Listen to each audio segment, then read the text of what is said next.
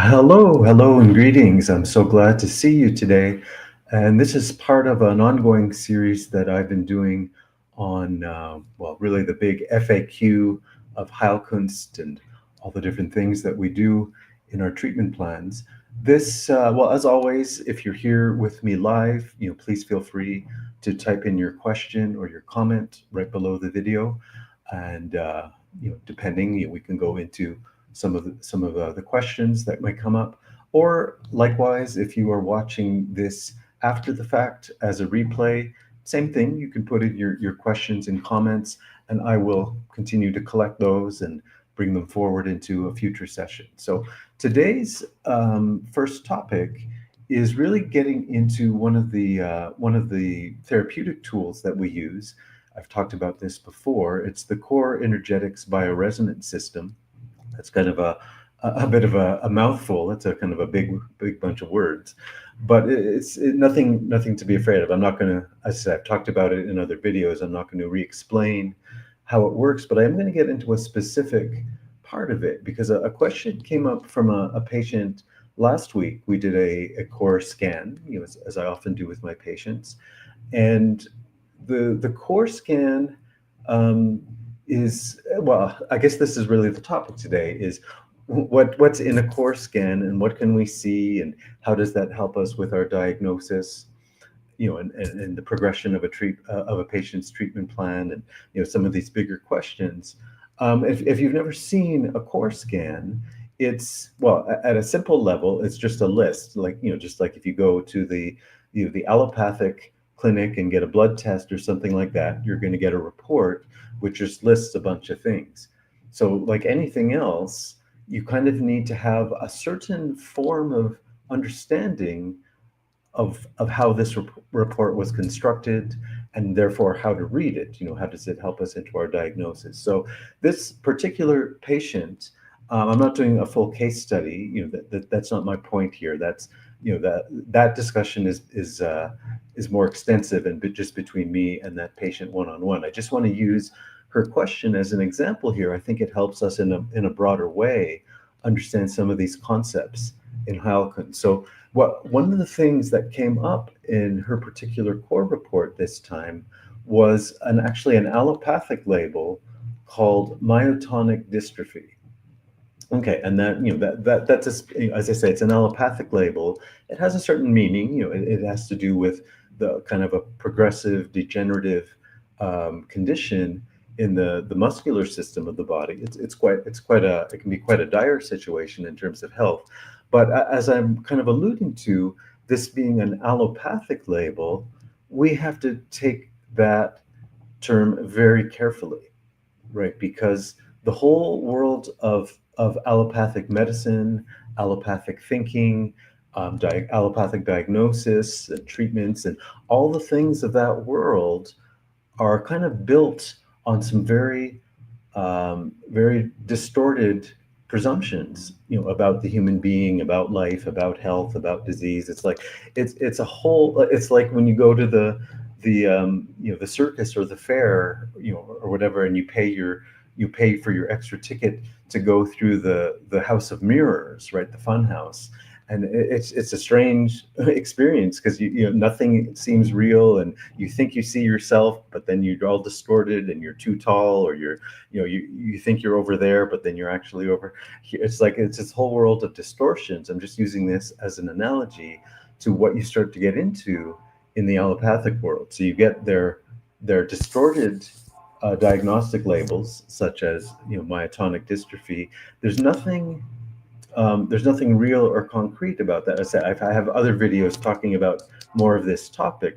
You can refer back to those. But just to say, in this context of what we're talking about today, in the core report, yes, the core report can contain a whole variety of different things: nutritional elements, homeopathic remedies, certain even artistic products like novels and movies and pieces of music and what have you. So we get this whole mix of all these elements from life, as it were, and the real value of that, how we use that in terms of the broader Heilkunst diagnosis, is we can't go back into the allopathic mode of diagnosis. We understand that world. We know what they're doing, and we know why it's kind of distorted, like the funhouse mirrors, as I just said. So we take that for what it is, but we have to bring that forward into a much more real and living dynamic understanding of diagnosis. So this example, as I say, came forward from this patient's core report, the myotonic dystrophy. As I say, that's from the allopathic funhouse, but not that I'm not saying we ignore it, but we have to take it up into its real context. So in this given patient's case, in any patient's given case, there's a deeper dynamic living energy and a reality of that patient's health, their consciousness, their state of mind, their progression over time, their progression of healing, what their history is, what, like, as you know, we look at the patient's timeline. These are very concrete um, impingements into someone's life force. Everything from the birth trauma, all the way up through childhood and beyond. All the emotional traumas, the medical traumas, the physical traumas. All these things of the timeline are super concrete, in our context of how do we diagnose, how do we understand the patient.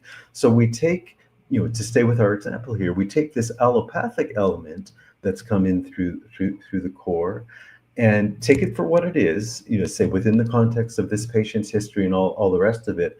But one of the things about these allopathic elements, as I'm calling them, yes, they each have their own specific definition and everything, but in general, the allopathic framework, like one of the great errors of the allopathic framework, as far as patients are concerned, as far as healing is concerned, and everything else, the allopathic model is basically a model of fear and terror, right? And we hear stories of this all the time.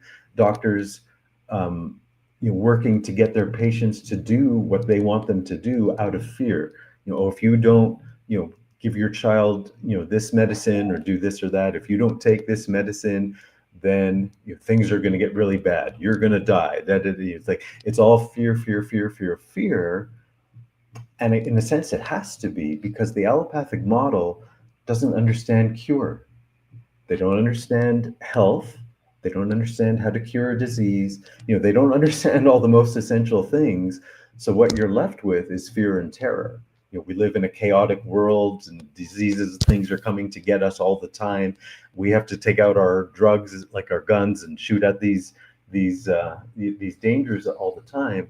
But by definition, the allopathic world becomes a world of fear. Now, I'm not saying we can live in a Pollyanna world where we don't acknowledge true risks and dangers and possibilities of diseases and all these kinds of things. But once you understand the deeper foundation of Heilkunst, the possibility of cure, CURE, I said it, cure, the possibility of health and healing and advancing in your life, evolving your consciousness, evolving your state of health. Once you have that, now we have, now we're dealing with a real possibility, real progression in life, real progression in health. So, anyways, I'm possibly over explaining this a little bit, but this allopathic element that came up in this patient's core is, amongst other things, as I say, we put everything in the core into the bigger context of that individual patient. Everyone has their unique context and their unique life progression. That particular allopathic element, or any allopathic element, amongst other things, flags us to this bigger world of fear of allopathy. So, all the fears and terrors and anxieties that people have. Like, think of it this way. This is popping into my mind. Here's a big example. When, the big C word in allopathy, you have cancer, terrifies people. And in fact, even before the doctor ever says that to him, most people live in terror of the C word. I better not get the C word, and I'm going to eat a good diet. I better eat that. But they run around in this state of anxiety their whole life. And as I say, the allopathic world is a big reason for that, because to the degree people take the allopathic world as real, that by definition they have to live in a world of fear and anxiety themselves. because as I say, that's the definition of the allopathic worldview. So I'm just kind of, as I speaking to some of these general ideas, but in the context of this particular patient and this particular piece of the core, there were many other things in her core. We're not, as I say, we're not doing a full analysis of her and her core reading, but I'm kind of using this as an example. Is like, yeah, when we get this allopathic element amongst other things in the core, it's like, okay, well, now we know at this moment, or in broader, longer term as well, with this patient, yeah, we're dealing with this old allopathic fear state that still has a piece of her mind and her consciousness. Fair enough. We all have to work on that. We all live in this allopathic world, and we have to put in special effort to kind of move ourselves out of that and move ourselves into the deeper truths of life and the deeper truths of human healing and conscious and all. So I say, just to kind of stay on this point and maybe kind of wrapping it up here, and maybe this is my bigger point here, the way we read the core, the way we diagnose through it, we have to understand things not in the allopathic world, but as all part of creating this bigger organic picture of a real world, a real state of consciousness, a real state of health in somebody. And what is that telling us? Now, that can mean many different things in each case. Certain homeopathic remedies we need, certain advice we need to give, nutrition, whatever it is, or even, the kinds of things I'm talking about here, of even understanding in ourselves the difference between this dire allopathic terror, one way of approaching life, versus kind of a much deeper, healthy, and true. Okay, in truth, we can have fears, we can have negative emotions and so on, but it doesn't become the overriding color that defines everything about our mind and how we relate to life. So that's the big difference here. Is this a piece of information of the organic consciousness, or is this something that's going to send somebody into a deeper allopathic fear state? So kind of a bigger thing there. So yeah, as far as how we read the core and how we diagnose, yeah, this kind of gives us a clue as to our thought process and what we're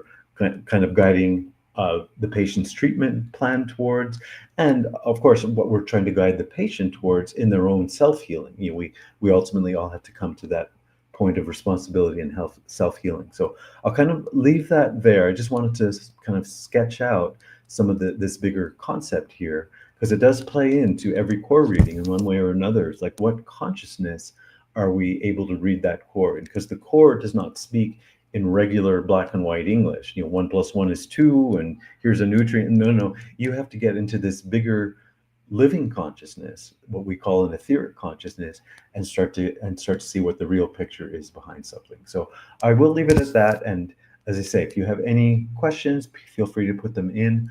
I will bring them forward into future sessions. And thank you again for joining me this morning.